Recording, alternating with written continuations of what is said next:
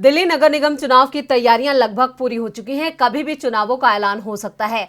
संकेत इसी बात के मिल रहे हैं कि दिसंबर में वोटिंग और काउंटिंग करा ली जाएगी। दिल्ली चुनाव आयोग जहां दिसंबर में एमसीडी चुनाव की तैयारी कर रहा है, तो वहीं एक संवैधानिक संकट भी दस्तक दे रहा है। तो क्या है पूरा मामला, देखते हैं ये रिपोर्ट। दिल्ली में अगर दिसंबर में एमसीडी के चुनाव हुए तो संवैधानिक संकट सामने आ सकता है। ये संकट मेयर और डिप्टी मेयर के चुनाव से जुड़ा है। दिल्ली म्यूनिसिपल कॉर्पोरेशन एक्ट के अनुसार दिल्ली नगर निगम का साल अप्रैल से शुरू होता है और 31 मार्च को खत्म होता है।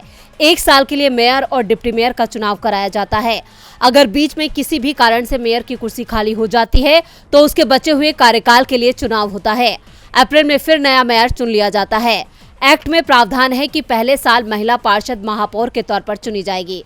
अगर दिसंबर में नगर निगम चुनाव हुए तो संवैधानिक संकट खड़ा हो सकता है। ऐसे में सबसे पहले कार्यकाल के लिए चुनी जाने वाली महिला मेयर का कार्यकाल 3 से 3.5 महीने का ही रहेगा।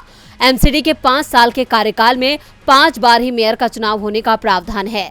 ऐसे में दूसरा संकट उठ खड़ा होगा कि साल 2027 में क्या होगा, क्योंकि निगम का कार्यकाल दिसंबर 2027 तक रहेगा, जबकि निगम के 5वें मेयर का कार्यकाल 1 अप्रैल 2027 से पहले ही पूरा हो जाएगा।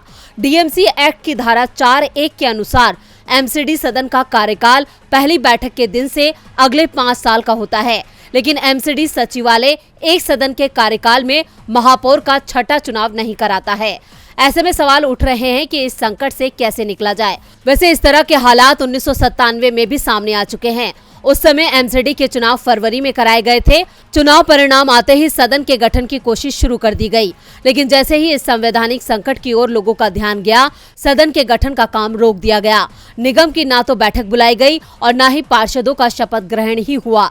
1 महीने से ज्यादा समय तक नवनिर्वाचित सभी पार्षदों ने सदन से दूरी बनाए रखी। जो पार्षद फरवरी में चुने गए थे, उन्हें अप्रैल में पद की शपथ दिलाई गई। ऐसे में सवाल उठ रहे हैं कि क्या फिर से निगम में 1997 वाले हालात ही दोहराए जाएंगे, या पहली महिला मेयर को 3 या 3.5 महीने का ही कार्यकाल दिया जाएगा।